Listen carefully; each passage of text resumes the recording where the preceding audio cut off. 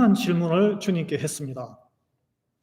형제 자매가 죄를 범하면 도대체 몇 번까지 용서를 해야 하느냐고 물었습니다. 예수님이 오늘 이 말씀에 왜 이런 질문을 베드로가 했냐면, 이 말씀에 앞서서 죄를 범한 형제가 있거든 가서 권면해서, 더 이상 죄를 범하지 말라고 권면해서 그 형제가 듣고 회개하고 돌아오면 형제를 얻는 것이고, 뉘우치지 아니하고 돌아오지 아니하면 이방인과 세리처럼 여기라, 그런 가르침을 주었기 때문에 그래요. 그런데 베드로는 아마 그런 경험이 있는 것 같습니다. 용서했는데, 회개하고 돌아왔는데 또 죄를 범해. 그죠? 그래서 그런 사람은 계속 죄를 짓는, 용서를 받고 또 죄를 범하는 그 사람은 어떻게 해야 되는지 궁금증이 들 수 있지 않겠습니까? 여러분, 사람이 쉽게 바뀌지 않습니다.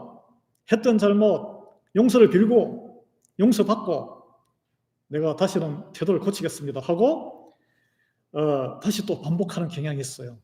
우리가 대부분 부부 싸움이 이렇게 하는 경우도 사소한 습관, 사소한 문제 때문에 서로 기분이 상하고 그러지 않습니까? 그래서 한두 번은, 서너 번은 넘어가 주는데 습관적으로 반복할 때는 짜증이 나고 화가 나고 이걸 어떻게 해야 되나 참 고민이 될 때가 아마 여러분 다 경험하셨을 거예요. 이게 우리 가정의 문제나 개인의 문제가 아니고 사회적인 문제이기도 합니다. 최근 한국에 국회의원이 이런 그 보고서를 정부에서 그 통계를 뽑아서 국회에서 발표를 했는데, 한국에는 사기 전과 구범이 사기 초범보다 숫자가 더 많다고 그래요. 구범은 9번 해가지고 들킨 거잖아요. 그러니까 안 들킨 거는 훨씬 더 많겠죠. 범죄의 재범률이, 범죄를 저지르고 똑같은 그 범죄가 재범률이 사기 같은 경우는 40%가 넘는다고 그럽니다. 왜 그런가 이게 궁금하잖아요. 왜 그럴까? 사람들은 왜 같은 죄를 범하고 또 범하는 것일까? 그 이화여대의 심리학과, 제가 찾아보니까 양윤 교수란 분이 이걸 분석했는데, 사람이 어떤 죄를 범했을 때 처음에 느끼는 죄책감이 가장 크다고 합니다. 그런데 그 같은 걸 한 번 더 하고 더 하고 하면 이 죄책감이 증가하는 것이 아니라 싹 줄어든대요. 나중에는 무뎌진대요. 전혀 죄 짓는 기분이 안 든대요. 여러분, 성경은 우리에게 알려주고 있습니다. 죄는 점점 자라서 장성한다 그랬어요. 그래서 죄의 삭선, 그 끝은 사망이다. 사망이다. 성경 우리에게 알려주고 있습니다. 실제 세상에서 벌어지고 있는 일이에요. 여러분, 유대인들은 이 대화가 오가는 당시에 유대인들 율법학자들은 어떻게 가르쳤냐? 모세율법. 형제가 잘못한 것이 있으면 3번까지 용서하라고 가르쳤습니다. 3번. 눈 딱 감고 3번은 용서해줘. 베드로는 생각했어요. 왜 7번이라고 이야기했을까요, 베드로가? 베드로는 크게 인심을, 나는 7번까지 이렇게 주님의 가르치셨잖아요. 우리의 의가 서기관과 바리새인보다 낫지 못하면 결코 천국에 들어가지 못하리라, 이런 말씀을 들었기 때문에, 그래, 저는 2배 이상 7번까지는 용서를 하려고 노력하겠습니다. 주님, 이렇게 딱 했는데 주님이, 아이고 베드로야 장하다, 네가 내 가르침을 잘 새겼구나 라고 칭찬하지 않으시고 엄청난 폭탄적인 발언, 7배, 70배, 요즘 말로 오 마이 갓, 세상에나 490번, 이게 있을 수 있는 일입니까? 셀 수조차 없잖아요. 490번이면. 여러분, 사랑하는 여러분, 창세기 4장은 인간이 급격하게 죄로 물들어가는 과정을 묘사하고 있습니다. 그 안에 라멕이라는 인물이 나오는데, 라멕은 이렇게 성경은 묘사해요. 아내를 2사람을 맞이했는데 그는 자기가 기분이 상하면 남녀노소 할 것 없이 소년까지 닥치는 대로 죽였다. 그걸 자랑했던 사람이 살인자예요, 살인자. 그래서 창세기 4장 24절을 보면 이렇게, 그는 자기에게 손톱만큼이라도 피해를 끼치면 보복을 행하는데 가인을 위하여는 벌이 7배일진데 라멕을 위하여는 벌이 77배이로다. 이렇게 자기가 선포를 했어요. 이 말은 하나님께서 가인이 이렇게 죄를 범하고 하니까 사람들이 내가 다 죽입니다. 하나님 하니까 가인을 해치는 자는 7배의 응징을 받을 것이다. 하나님의 부복의 법칙이거든요. 근데 이 라멕은 자기는 77배를 하겠다. 이 7자 숫자가 이렇게 연결되는 것입니다. 연결되는 거예요. 여러분, 세상에서는 아니 나를 건드렸어? 우리 집안을 건드렸어? 나의 명예를 건드렸어? 너 한 번 당해봐. 내 눈에 눈물이 흘리면, 내 자식의 눈물을 흘리면 너는 피눈물을 흘리게 될 거야. 그 능력을 동원할 수 있는 자가 세상에 능력 있는 자, 출세한 자, 성공한 인생이에요. 세상 그렇지 않습니까? 그렇지만 예수님께서 제시하는 승리의 길은 이 보복의 길이 아닙니다. 상대방의 잘못에 대해서 용서하고 상대방이 회개하고 돌아와서 진정으로 회개하고 돌아올 때까지 끝까지 참는 것이 진정한 승리, 그 관대함이 승리라고 오늘 선포하고 계시는 거예요. 여러분, 7번에 70번, 490번의 용서가 어떻게 가능해요? 실수조 가다가 잊어버릴 것 같아요. 몇 번 했는지. 형제가 잘못을 뉘우치고 회개하고 진정으로 돌이킬 때까지 끝까지 참고 끝없는 용서를 베푸는 것을 뜻합니다. 이쯤 되면 잘못해도 그냥 다 받아들이는 걸 이야기해요. 이게 가능합니까? 이게 어떻게 가능해요, 이게?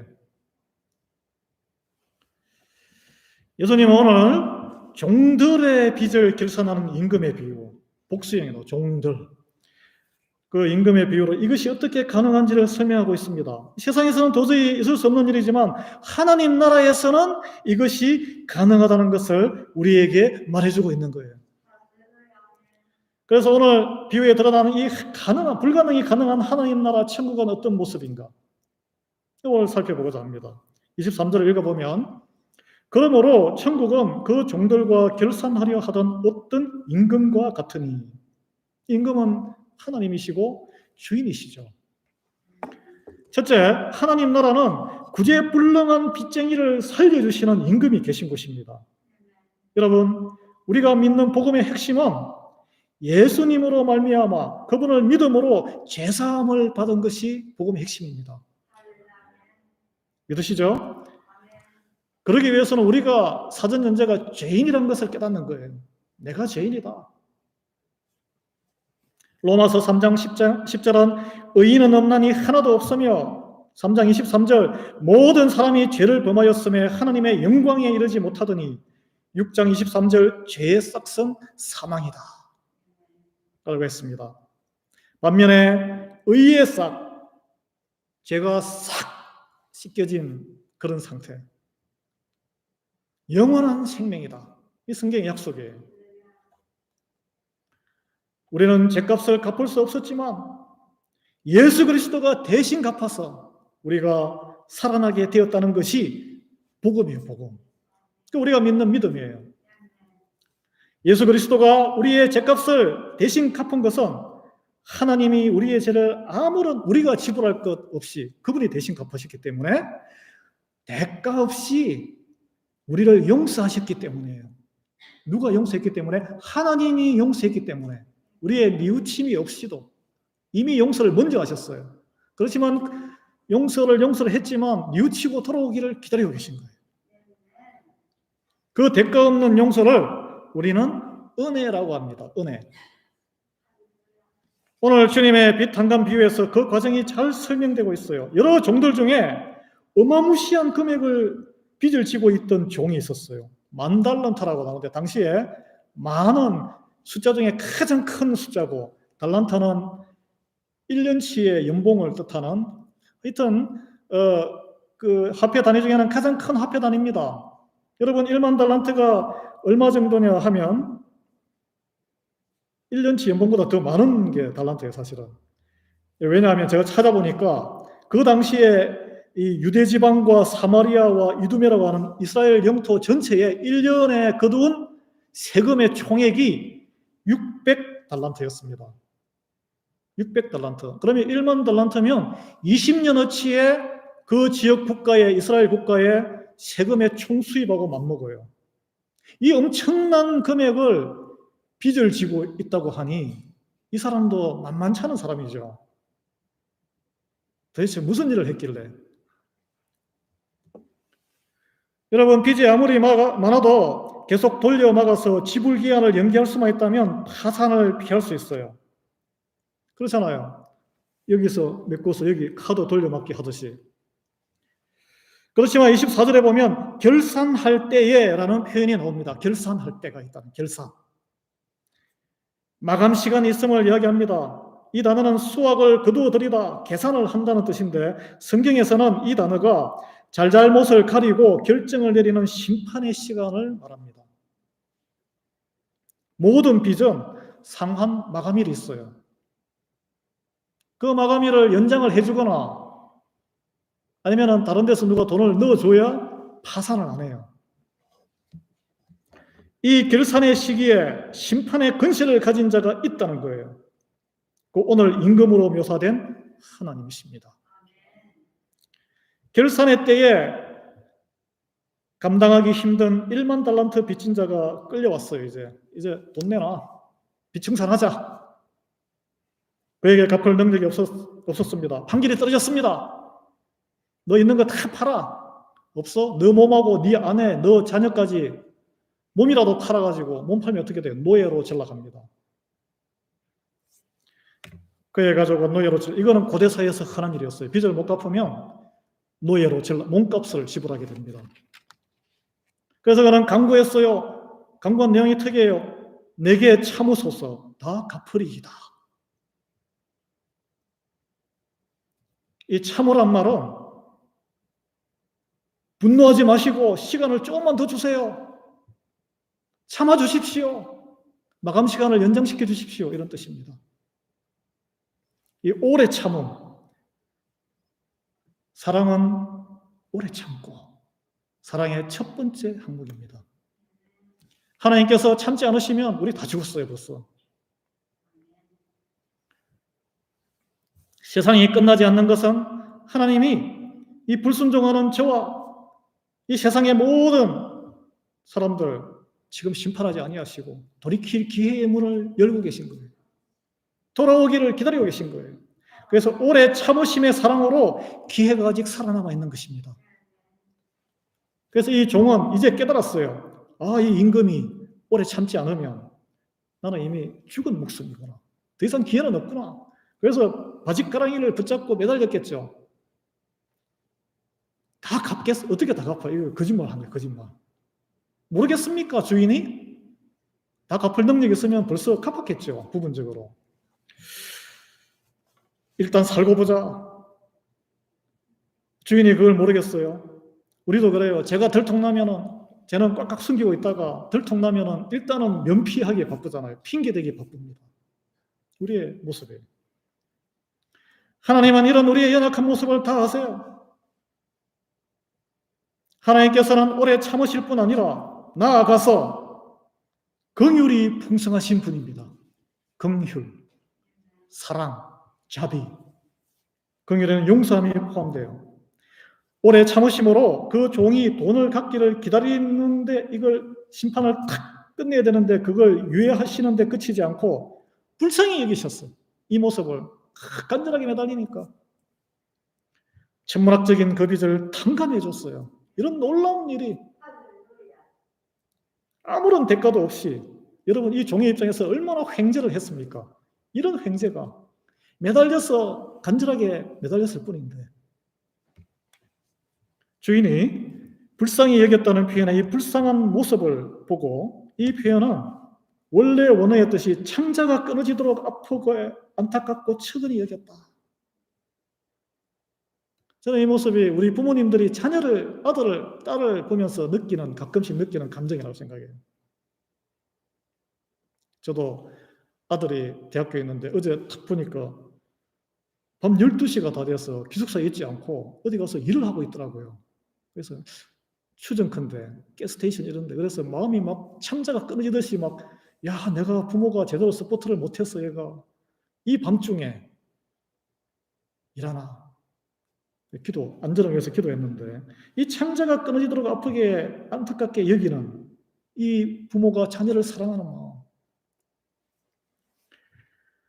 여러분, 하나님이 죄 가운데 신음하며 구해달라고 간구하는 영혼을 바라볼 때 갖는 마음이에요.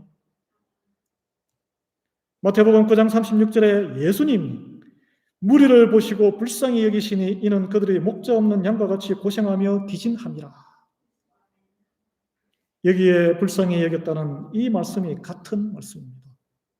하나님은 우리가 어렵고 힘든 일, 간구할 때에 불쌍히 여기시고 마치 자녀가 어려움에 처했을 때 우리가 창자 끊어지듯이 쏙이 녹아내리는 그런 부모의 마음. 우리와 하나님의 차이는 우리는 능력이 없지만 하나님은 다 능력이 있다는 게 차이입니다. 그래서 하나님께서는 오직 은혜로 우리의 잘못으로 인해 짓누른 삶의 무게와 책임과 의무를 면제받게 하실 수 있는 능력을 갖추신 분이에요. 그래서 오늘 말씀에 그 빚을 탕감하여 주었다. 여러분, 오늘 비유의 말씀이 여기까지는 굉장히 은혜로워요. 은혜롭죠? 그 엄청난 빚을 다 탕감받았으니까. 은혜를 누리고 승리한 성도의 이야기처럼 보입니다. 하나님의 따스한 사랑의 이야기예요. 이 이야기의 반전이 오늘 본문에 나옵니다. 첫 번째 반전. 주인의 엄청난 은혜를 잊고 빚더미에서 기사회생한 새로운 삶을 살게 된 이 종의 삶의 모습이 묘사가 됩니다. 천문학적인 빚을 탕감받은 종은 얼마나 큰 기쁨을 누렸을까요? 아마 큰 잔치를 해서 집안에 큰 잔치했을 수 있어요. 상상하기 어렵습니다. 여러분, 우리는 작은 빚에도 스트레스를 받아요. 누군가가 1, 2만 불의 크레딧 카드 빚이라도 탕감해주면 얼마나 기쁩니까? 여러분, 정부에서 몇백 불 그 돈 줘도 흐뭇하고 기쁘잖아요. 평생 갚아도 감당하기 힘든 빚, 그 빚이 자손에게 물려가지 않지만 물려간다면 정말 땅속 깊이 들어가고 싶은 그런 엄청난 빚에 짓눌려 있다면 상상하기도 싫어요. 빚에서 자유함의 기쁨이 채가시기도 전에 그러나 그 종은 자기가 빌려줬던 돈이 생각이 났어요. 오늘 본문에 나오죠. 동료의 동료, 친하게 지내는 동료. 100데나리온. 한 데나리온은 하루의 일당입니다. 하루 열심히 해서 버는 돈이에요. 100일간의 일삭입니다. 이 작은 돈 아니죠? 100일이면 3개월간의 여러분의 인컴이에요. 인컴. 그렇지만 10,000달란트 20년 동안의 국가의 그 세수에 비하면 오늘 보름달이 뜰 텐데 보름달에 반딧불 만한 작은 금액입니다. 그는 돌변해요. 야박한 채권자로 돌변해서 그 빚진 동료를 찾아가서 만나서 목을 잡고 빚을 갚으라고 독재, 목을 잡는다는 표현은 우리말로 하면 멱살을 잡고 이렇게 막 쪼르면서 숨통을 재면서 목을 졸랐다는 아주 거친 행동을 이야기합니다. 그랬더니 그 빚진 동료가 자기가 그 주인에게 했던 것과 똑같은 행동을 하는 거예요. 싹싹 빌면서 살려달라고, 참아달라고, 내가 갚겠다고. 똑같은 행동을 반복하는데 이 종의 반응은 자기가 받았던 대우와는 완전 다릅니다. 너 감옥에 가. 못 갚으면 감옥에 쳐넣어버렸어요. 예수님은, 우리 예수 그리스도는 이 이야기에서 하나님의 크신 은혜로 우리가 씻을 수 없는 죄를 탕감받은 속죄의 은혜를 받은 교회의 성도들이 동료들의 작은 허물 앞에서 용서함이 없고 비정하고 냉정한 것을 폭로하는 것입니다. 여러분, 또 하나의 반전이 오늘 우리가 봐야 될 게 또 오늘 이 비유에서 발견할 수 있어요. 그것은 이 모든 모습을 다른 동료들이 다 지켜보고 있다는 거예요. 그렇지만 간섭하지 않습니다. 어떻게 했습니까? 그걸 주인에게 들고 가서 고발해버려요. 31절에 그 동료들이 그것을 보고 몹시 딱하게 여겨 주인에게 가서 그 일을 다 알리니, 이게 몹시 딱하게 여긴다는 게 중요한데 마음이 저리도록 크게 슬퍼한다는 것입니다. 그런 일이 있을 때 우리는 가슴 아파해야 돼요. 저 일이 남의 일이 아니구나. 큰 일에 용서받은 자가 동료의 작은 일조차 용서하지 못하는 모습 보고 함께 있던 동료들이 가슴 저리게 슬퍼했다는 것입니다. 슬픔으로 끝나지 않아요. 에이, 괜히 거기 개입해서 관계만 나빠지니까. 그러지 않았어요. 어떻게 했습니까? 그 주인에게 이 사실을 알렸습니다. 서로 용서하지 못하는 모습을 보고 가슴 저미게 아파하는 교인이 있다는 것이고, 뿐 아니라 그것을 하나님께 들고 가서 기도로 아뢰는 사람들이 있다는 거예요. 그 처분을 하나님께 맡겼다는 것입니다. 여러분 생각해 보십시다. 아무리 10,000달란트로 탕감받은 종이라지만 자기가 100데나리온의 채권, 권리가 있는데 그것을 융자금을 해소하기 위해서 빚진 동료를 감옥에 넘기는 것은 세상적으로 법적으로 아무 하자가 없어요. 당연한 권리예요. 그걸 누가 뭐라 그래요? 동료들이 보기에는 딱하죠. 옳다 그러다 개입을 안 해요. 그렇지만 하나님이 보시기에는 딱하니까 하나님께 그걸 간구했다는 거예요. 하나님은 판단하신다는 것입니다. 그 주인이 이제 응답하는데, 이 임금이 응답하는데 고발을 받았으니까, 신은 기도를 받았으니까 응답을 한다는 것입니다. 여러분, 세상이라면 남의 송사에 개입하지 않았을 거예요. 그 주인 임금의 반응은 세상과는 다릅니다. 세상과 같으면 하나님일 수가 없는 거죠. 달라요. 이것이 네 번째 반전. 32절, 33절. 이에 주인이 그를 불러다가 말하되 악한 종아, 내가 빌기를 내가 내 빚을 전부 탕감하여 주었거늘 내가 너를 불쌍히 여긴과 같이 너도 내 동료를 불쌍히 여김이 마땅하지 아니하냐 하고 34절에 주인이 노하여 그 빚을 다 갚도록 그를 옥졸들에게 넘기니라. 아멘.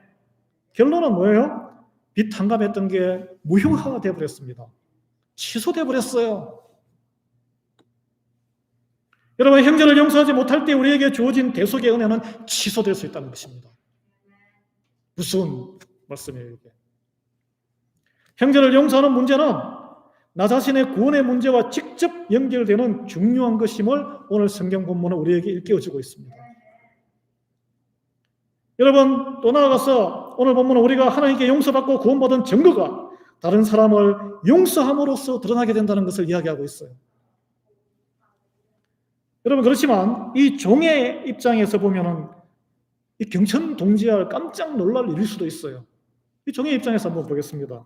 큰 정신적인 혼란에 빠질 수도 있어요. 천문학적인 빚을 탕감받아서 굉장히 놀라고 의외고 감사하고 기뻤지만 완전히 새 사람으로 거듭나가지고 나도 저렇게 살아야지 라고 결단에 이르지 못하고 행동을 하지 못했잖아요. 왜냐?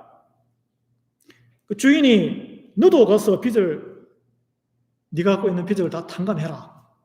이렇게 그런 본문이 나오지 않습니다. 오늘 안 나와요.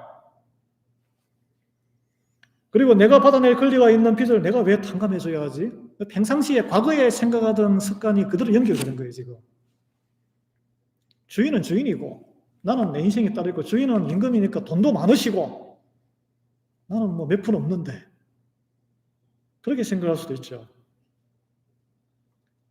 이 말을 딱 듣고 아니 내가 주인이에요. 나는 종이에요. 종. 우리말로 하면 내가 하나님이에요? 내가 예수입니까? 우리가 이렇게 생각하잖아요. 내가 예수냐? 주님 따로 내 따로. 그래서 예수 그리스도의 십자가 구원의 은혜로 영원한 불의 지옥에서 구해냄 받은 영원한 생명으로 옮겨졌다는 이 깨달음과 감사가 실감이 안 되는 거예요. 구원의 값비싼 은혜를 깨닫지 못하거나 또는 잊어버리거나 그렇게 돼서 과거의 패턴의 행동대로 계속 지속이 되면 이것이 바로 우리가 흔히 듣는 값싼 은혜로 싸구려로 전락시켜버린다는 거예요. 예수님의 그런 1만 달란트의 빚을 탕감받은 것이 아무런 삶에 영향을 끼치지 않는 그런 결과를 낳습니다. 여러분, 오늘 주님인 우리 예수께서 비유에서 이 두 사람의 관계를 뭐라고 했습니까? 주인과 종이라고 했습니다. 그런 빚이 청산되고 나니까 종된 자의 본분을 잊어버린 거예요. 여러분, 종은 주인에게 충성하는 자입니다. 충성된 종은 주인의 뜻을 따르고 행동을 본받는 이에요.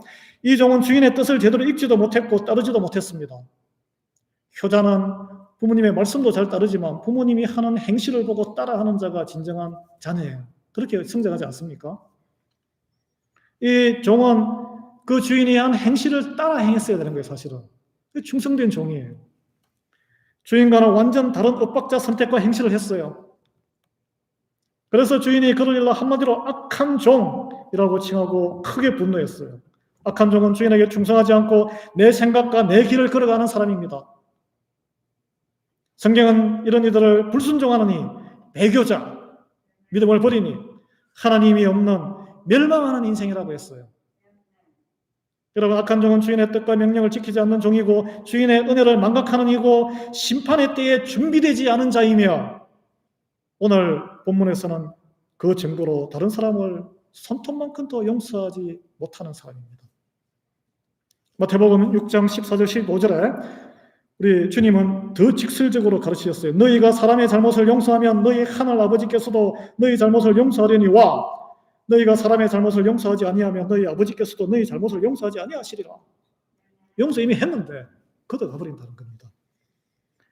사도 바울도 고린도 전후서와 에베소서, 골로새서 그쪽에 있는 교회들에게 보낸 서신서에서 빠지지 않고 등장하는 것이 용서하되 서로 용서하라. 하나님이 그리스도 안에서 너희를 용서한 것 같이 하라고 명령하고 권면하고 있습니다. 여러분, 용서하기가 어려움에도 불구하고 내가 하나님께 그리스도를 통해 받은 용서를 기억하고 그것을 다른 사람에게 적용하라는 거예요. 그것이 하나님 나라에 합당한 백성이라는 것입니다. 35절에 그래서 주님은 이렇게 결론을 맺습니다. 너희가 각각 마음으로부터 형제를 용서하지 아니하면 나의 하늘 아버지께서도 너희에게 이와 같이 하시리라. 우리에게는 인간적으로 용서하지 못할 것들이 많아요. 그렇지만 하나님 백성으로 성령님과 함께 나는 용서할 수 있어. 매일 기도하는 저와 여러분이 되시기를 축원합니다. 창세기 50장 20절 21절에 보면 총리 대신이 된 요셉에게 이제 그 애굽에 와서 형들이 요셉을 알아봐요. 그죠? 그래서 보복, 이제 죽었구나. 두려움에 떨고 있는데 요셉은 어떻게 이야기합니까? 당신들은 나를 헤아려 하였으나 하나님은 그것을 선으로 바꾸사 오늘과 같이 많은 백성의 생명을 구원하게 하려 하셨나니 당신들은 두려워하지 마소서. 내가 당신들과 당신들의 자녀를 기르리이다. 아멘. 복수를 은혜로 바꿨습니다. 요셉과 같은 처지에 있었으면 용서가 됐겠습니까? 내가 말만 딱 하면은 싹 평생 감옥에서 썩힐 수 있는데 총리 대신이 되었으니 더 이상 바랄 것이 없으니 마음이 넓어져서 용서가 되었을까요? 아니에요. 이미 구덩이에 갇혔을 때 하나님을 바라보면서 하나님의 마음을 품었기 때문에 이미 용서가 되었기 때문에 그 어린 나이에 보디발의 가정총무로 일어설 수 있었고 이미 용서의 마음을 품었기 때문에 감옥의 깜깜한 세월 더 어두운 지하에 던지원에 들어가서도 다른 사람들을 도울 수 있었던 거예요. 하나님이 더구나 주시는 지혜와 인도하심으로 가장 어두운 곳에서 더 찬란하게 빛나는 하나님의 사람으로 성장했던 것입니다. 용서의 축복이에요. 어쩌면 하나님이 성도에게 주는 가장 큰 능력은 용서할 수 없는 일과 용서할 수 없는 사람을 용서하라. 그런 능력일 것입니다. 주 안에서 서로 용서할 때만이 reconciliation, 하늘과 우리가 화해했던 것처럼 우리와 상대방이 화해할 수 있는, 하나님이 개입할 수 있는 틈이 생기기 때문입니다. 여러분, 결론 맺겠습니다. 성도는 자신이 받은 하나님의 용서의 은혜를 기억하는 게 중요해요. 기억하는 것. 다른 사람의 잘못을 기꺼이 용서하고 또 용서하고 참을 수 없을 때까지 용서하고 끝까지 용서하는 사람입니다. 그때서야 성령의 사람이 되어서 은혜의 통로가 되고 하나님 나라의 든든한 기둥으로 쓰임받는 거예요. 그래야 할 때 가정과 세상을 변화시키고 치유하는 천국을 맛보는 교회 공동체로 하나님은 축복하실 줄 믿습니다. 기도하겠습니다. 하나님 아버지 감사합니다. 우리 속에 응어러진 쓴뿌리가 많습니다. 다 성령의 불로 찢어주시옵시고 우리 예수 그리스도를 본받아 아유 내가 예수인가? 그렇게 하지 아니하고 예수 그리스도를 본받아 용서를 할 수 있는 능력을 저에게 허락해 주시옵소서. 예수 그리스도 이름으로 기도합니다.